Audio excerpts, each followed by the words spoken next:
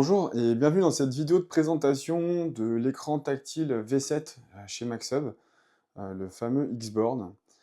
Donc c'est un écran tactile tout en un, 100% Windows, équipé de caméras, micros et haut-parleurs et qui vient remplacer donc l'ancienne gamme V6 chez nous. La gamme V7 est toujours disponible du 55 pouces, le modèle que vous avez devant vous ici, au 86 pouces. À noter que nous avons également un modèle 98 pouces tactile tout en un et full Windows, mais avec des caractéristiques sur les périphériques audiovisuels différentes. Qu'est-ce qui change sur l'écran Maxhub V7 depuis son évolution, depuis la V6? On va retrouver donc toujours un environnement 100% Windows.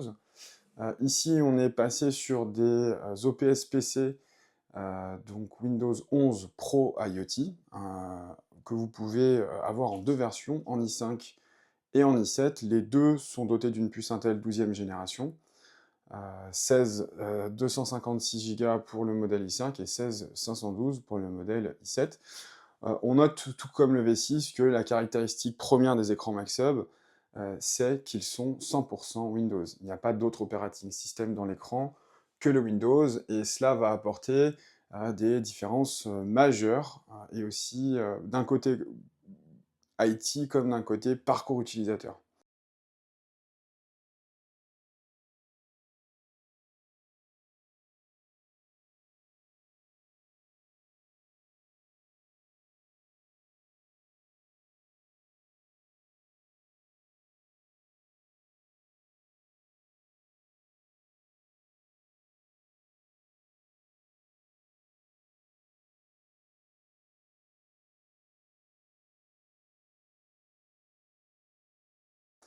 Donc l'écran Maxhub est 100% Windows, c'est déjà un point important à noter. Et tout ce que l'on va pouvoir installer sur le bureau Windows, nous allons en fait pouvoir le récupérer à l'accueil de l'écran.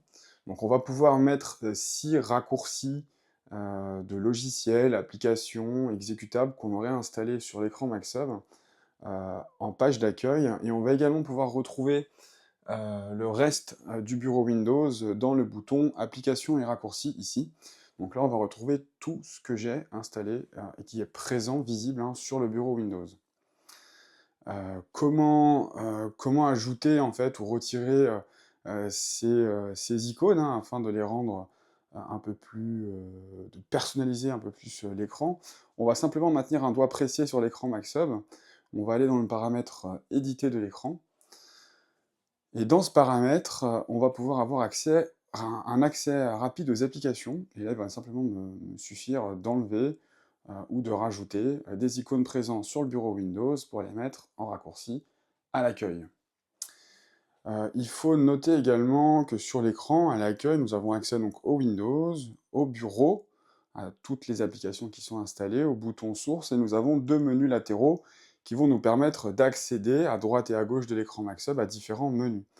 Une chose importante sur la nouvelle génération V7 de l'écran Maxhub, c'est qu'il est possible, dans l'onglet paramètres, de masquer à différents niveaux ces boutons.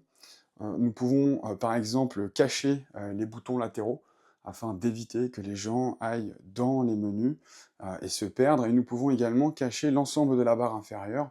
Alors il est vrai qu'on recommande le fait de masquer l'entrée Windows de l'écran afin de pouvoir se contenter de cette page d'accueil.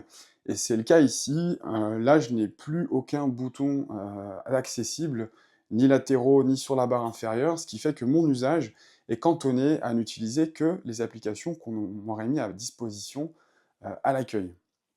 Comment revenir dans ce menu? Bien simplement en maintenant son doigt. Paramètres éditer. Alors bien évidemment, il faudrait penser à mettre un mot de passe, mais je peux faire apparaître certains boutons ou en masquer d'autres. Cette fonctionnalité que je viens de vous montrer a son importance, puisqu'on va vraiment voilà, limiter l'usage des utilisateurs dans cette salle de travail. L'écran Maxhub V7 donc est doté de, pour en revenir un peu sur les périphériques audiovisuels, est doté de 16 micros, de 3 caméras, et nous avons donc toujours 40 watts en stéréo sur l'écran. Les 16 micros vont avoir une portée de captation jusqu'à 15 mètres sur un volume de voix standard tel que je peux l'avoir à l'heure actuelle.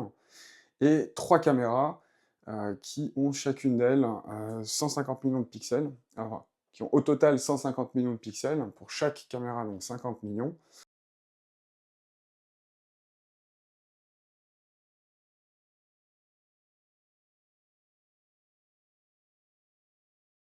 Ce que je vous propose, c'est de rentrer légèrement dans les détails des différentes specs. Dans la partie son, on va retrouver de base une réduction du bruit intelligente, alors tout ce qui va être claquement de porte, chaise qui traîne, pour avoir une réduction du bruit, donc on va pouvoir personnaliser sur différents niveaux, afin de se concentrer sur la voix, hein. Là on est vraiment typiquement dans la visioconférence. On va retrouver une barrière de son intelligente, qui va en fait, cibler, le son qui se trouve dans un spectre qu'on va pouvoir paramétrer de 30 à 60 ou même à 90°. Donc en fait, tout ce qui ne se trouve pas dans le spectre, est vraiment une zone blanche, donc on ne va rien entendre. J'aurai plaisir dans une vidéo additionnelle à vous montrer un petit peu, heu, comment on limite, voilà, la voix qui n'est plus captée dans le micro, à quoi ça sert et dans quel cas de figure on peut l'utiliser. Toujours est-il, c'est que je peux aussi désactiver cette barrière de son intelligente. On va retrouver toujours dans ce menu, pour ce qui concerne cette fois-ci un peu plus les haut-parleurs, la capacité à l'écran de lui indiquer si vous êtes en mode mur, en mode support ou si vous voulez une adaptation spatiale. En mode mur, on va simplement utiliser la réverbération pour renvoyer le son devant. En mode support mobile, on sera donc beaucoup plus dispersif et l'écran est apte à pouvoir se synchroniser donc à 360 avec une série de bips. Pareil, je pourrais revenir sur cette fonctionnalité en particulier lors d'une prochaine vidéo. Dans la partie caméra, avant que je clique dessus, on constate qu'on a un shutter mécanique sur le haut des écrans V7 de chez Maxhub.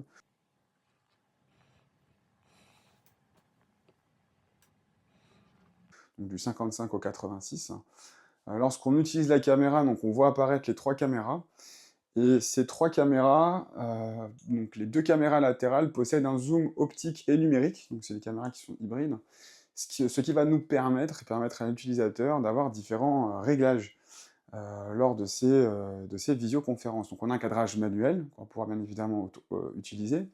On a un panorama intelligent. Le panorama intelligent va lui permettre de cadrer en fonction de là où sont situés les gens, en fond de salle, devant, à gauche ou à droite de l'écran, de cadrer pour pouvoir voir tout le monde correctement, tout simplement, et de manière automatique. On va retrouver un suivi des haut-parleurs, donc ici c'est d'avoir un tracking audio sur la personne qui parle. Donc là on a 2 caméras qui bossent sur ce tracking audio, et qui va nous permettre d'avoir un tracking assez fluide, équivalent à ce qu'on peut retrouver sur des caméras PTZ. On va retrouver 2 modes additionnels. Le mode discussion, alors le mode discussion, lui, lorsqu'une personne parle, pour éviter le fait de passer de l'une à l'autre sur un suivi des haut-parleurs classique, ici on va pouvoir ajouter en split view 3 personnes à l'écran, donc 3 intervenants vont pouvoir être affichés à l'écran, ce qui va permettre aux personnes en distanciel de mieux comprendre qui parle, et plus facilement, sans avoir ce phénomène de passer de l'un à l'autre systématiquement.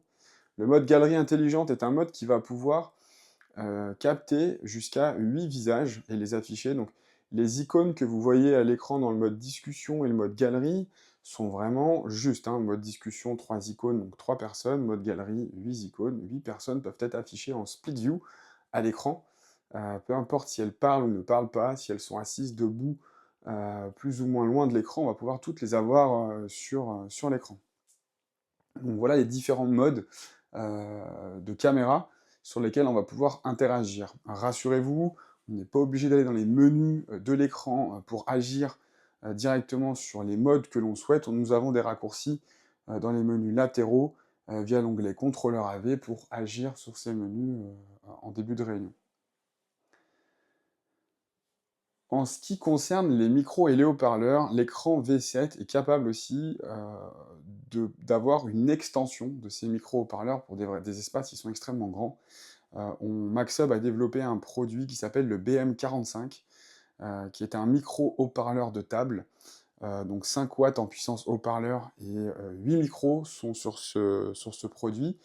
Ce produit peut être chaîné à l'écran jusqu'à 6 pièces en daisy chain, ce qui lui permet d'ajouter un renfort audio et une prise de son en fond de salle en complément des micros et des haut-parleurs de l'écran.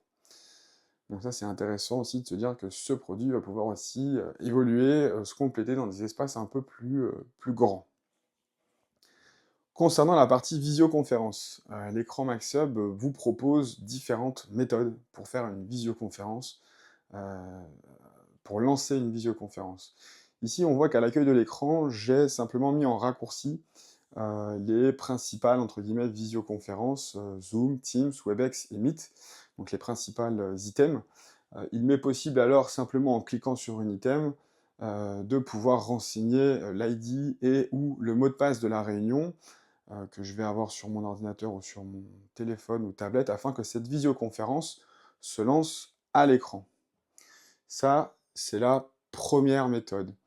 On va retrouver également dans cette méthode toujours le bouton réunion, qu'il est possible, hein, de masquer. Lorsque vous cliquez sur le bouton réunion, on revient en fait sur cette interface qu'on a vue juste avant, et où on va pouvoir choisir quelle visioconférence je veux lancer. Donc ici, j'insiste sur le fait que ce sont des plugins, hein, de visioconférence qui sont livrés et installés sur l'écran MaxHub, donc il n'y a pas besoin d'exécutable pour Zoom et Teams par exemple, afin de pouvoir lancer ces visioconférences.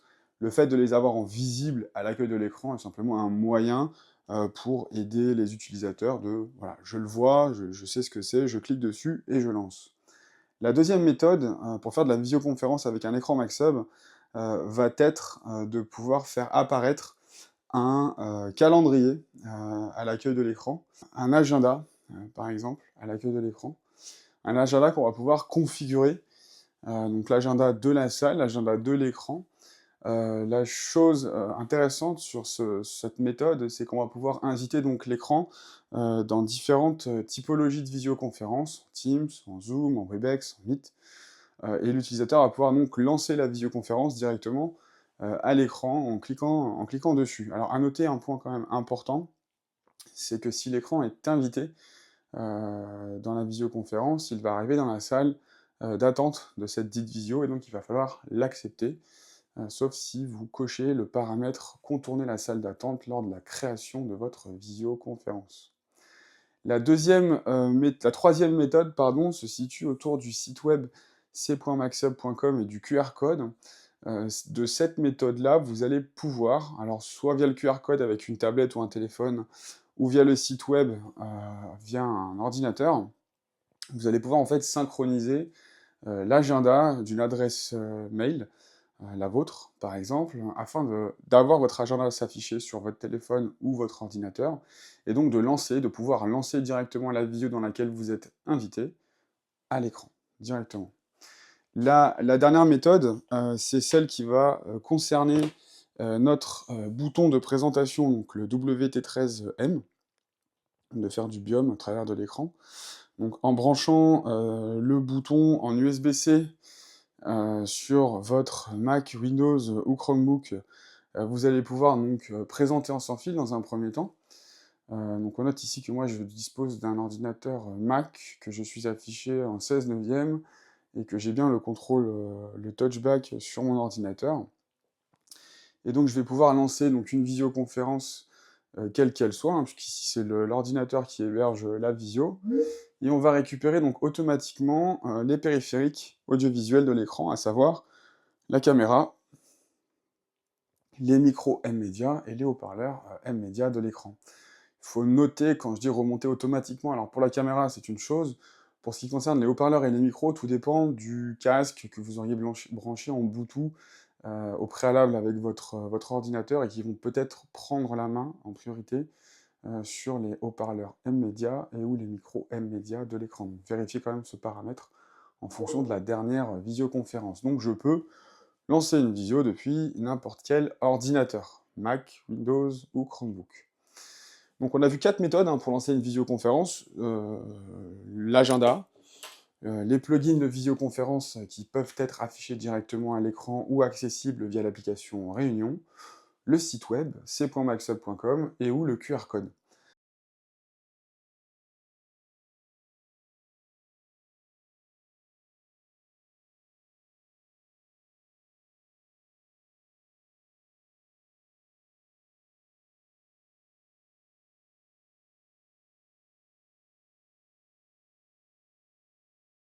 Dans ces méthodes, on aborde un point essentiel, celui de soit lancer une visioconférence hébergée depuis l'écran Maxhub, soit de lancer une visioconférence, depuis son ordinateur. Et quelle est en fait la différence entre les 2? Si je fais une visioconférence avec mon bouton sans fil, sur l'écran Maxhub, et pourquoi je devrais faire une visioconférence, depuis mon PC? Si je vous montre, justement tout ça, on va simuler une visioconférence. Donc moi, je vais, rentrer dans une salle de visio en lançant, la visio depuis l'écran Maxhub, et je vais également faire de même, depuis, mon ordinateur. Donc là, on se retrouve en fait sur, une visioconférence avec, «la salle de réunion» entre guillemets, et un utilisateur lambda qui aurait suivi, qui serait connecté à cette dite visio. Ce qu'il faut comprendre, c'est que, en lançant, la visioconférence, depuis, l'écran Maxhub, on va pouvoir, comme ce que l'on fait d'habitude, c'est-à-dire partager son contenu à tour de rôle depuis son ordinateur. Ici, si je partage le bureau d'ordinateur depuis la visioconférence que j'ai lancée depuis l'écran Maxhub, heu, entre guillemets, «tout l'écran», les utilisateurs qui sont en distanciel, vont du coup voir l'écran, comme s'ils étaient présents dans la salle. Donc ils nous voient selon les configurations, hein, des caméras qu'on aura réglées, ils nous entendent, et ils voient ce que l'on est en train de faire. Donc typiquement, je n'ai aucune perte d'information si je lance une page Chrome, par exemple, sur l'écran Maxhub, ici dans la salle de réunion, et que je sois chez moi, en télétravail, ou tout simplement loin du siège de l'entreprise, je n'ai aucune perte d'information. Bien évidemment, tous les utilisateurs qui souhaiteraient donc partager du contenu à leur tour, pourraient eux également, utiliser, le bouton de présentation WT13M, pour présenter du contenu depuis un périphérique, même si cet ordinateur, tablette ou téléphone n'est pas dans la visioconférence. Étant donné que l'écran est partagé dans la visio, tout ce qui va être projeté sur l'écran sera donc partagé dans la visioconférence. On peut arrêter son partage. En ce qui concerne une deuxième thématique de l'écran, on peut aborder ensemble la partie annotation. Alors, annotation sur l'écran et également annotation dans notre tableau blanc, ici. Sur la dalle V7 Maxhub, on a développé un toucher, enfin on différencie, si vous voulez, le toucher du doigt des 2 stylets passifs qui vous sont vendus avec l'écran. Donc moi, je peux très bien agir de manière tactile sur mon écran, zoomer, dézoomer, lancer des applications, mais je peux aussi, si je prends le stylo et que je veux écrire avec la petite pointe, en fait, l'écran reconnaît que c'est la pointe du stylo et donc annote directement. Entre guillemets, c'est un côté assez simpliste, et très apprécié sur le parcours utilisateur, c'est que je n'ai pas besoin de rentrer dans les menus latéraux, de sélectionner le bouton annotation et ensuite d'annoter. Tout ce que j'ai à faire, je prends le stylo et si je veux écrire, eh bien, j'écris, directement.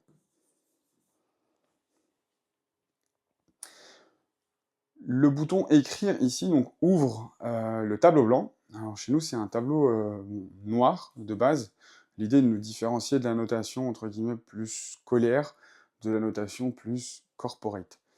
Donc bien évidemment, vous allez pouvoir, écrire. On a développé sur, ce qu'on n'avait pas sur l'écran V6, sur le V7, c'est la reconnaissance de paume. Donc, maintenant, on l'a. Vous pouvez effacer vos annotations avec la main. Le côté différenciation sur le tactile du doigt ou du stylo, on va le retrouver aussi sur le tableau blanc. Donc je vais écrire avec la pointe de mon stylo.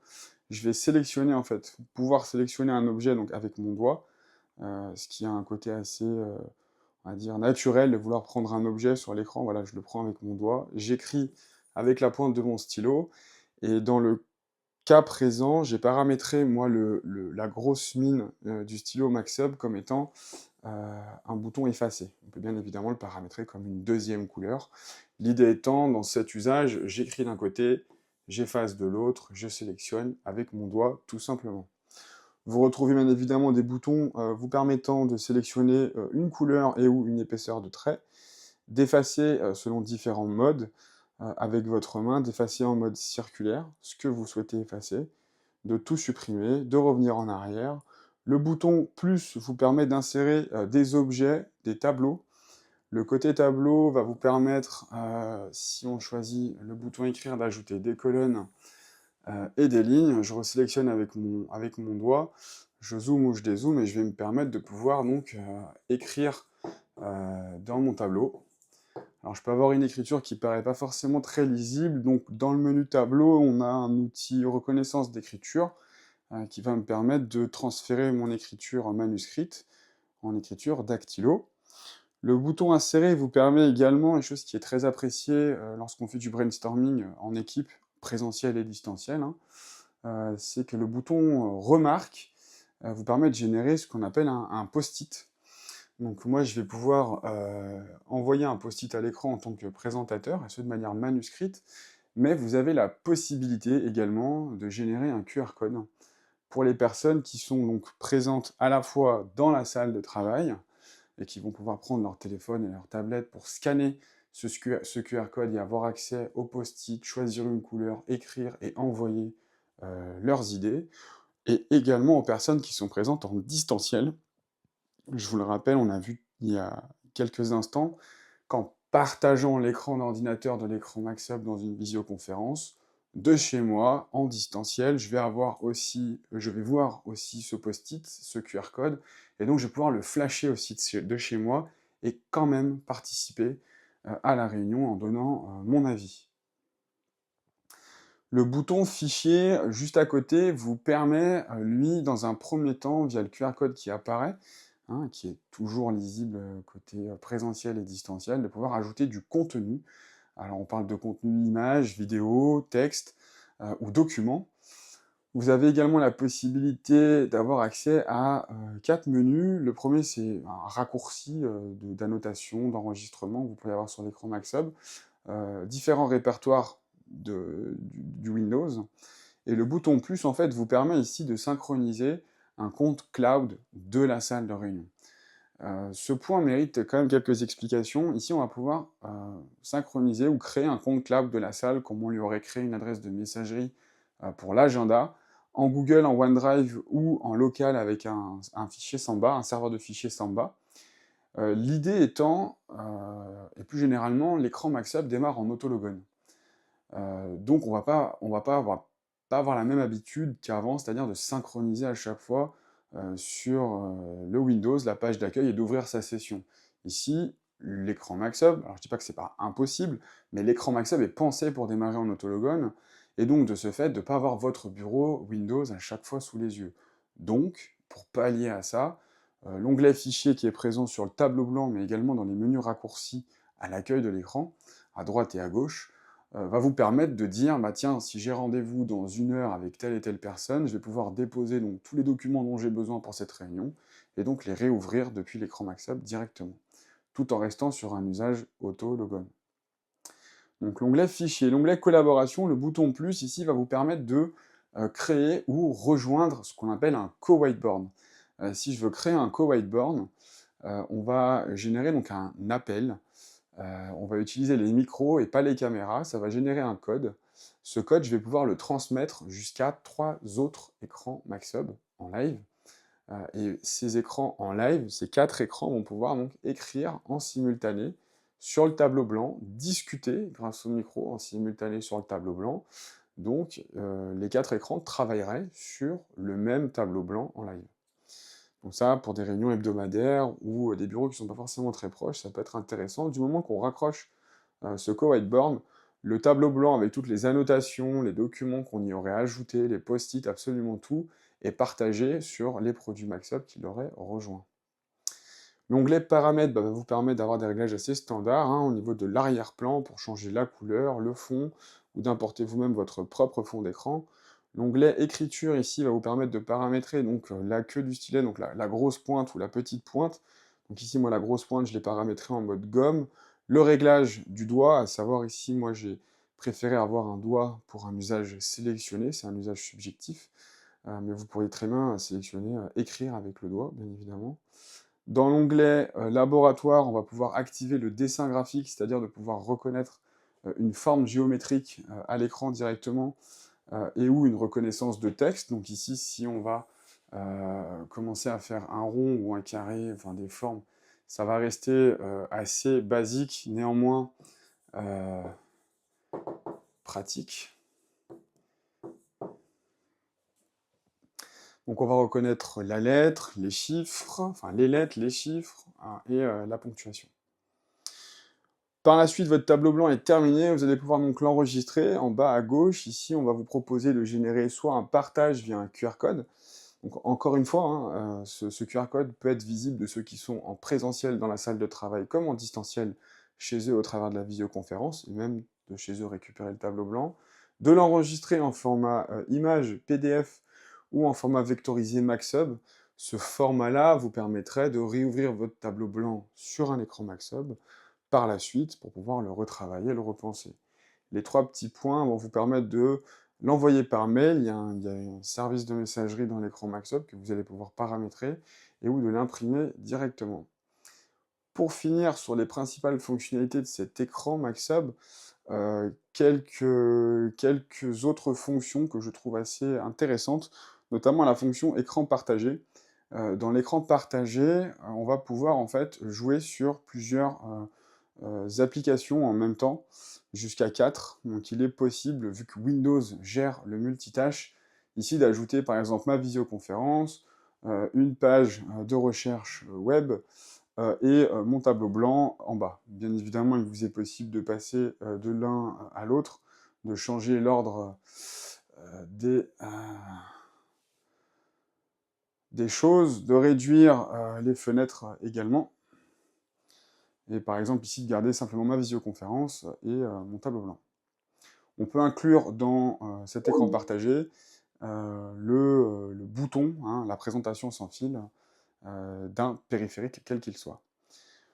Voilà en quelques lignes les grands thèmes de l'écran tactile V7 Maxhub du 55 au 86 pouces, une visioconférence intégrée incluant 3 caméras, donc 2 caméras latérales qui ont chacune d'elles un zoom optique et un zoom numérique qui vous permettent de faire certains réglages, certaines configurations.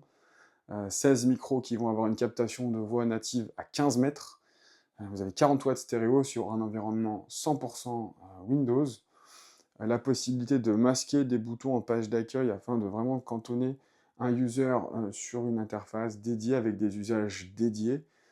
Sans perdre les gens. Une annotation simple depuis un stylo ou un doigt sur un tableau blanc ou directement sur ce qui se passe à l'écran Maxhub.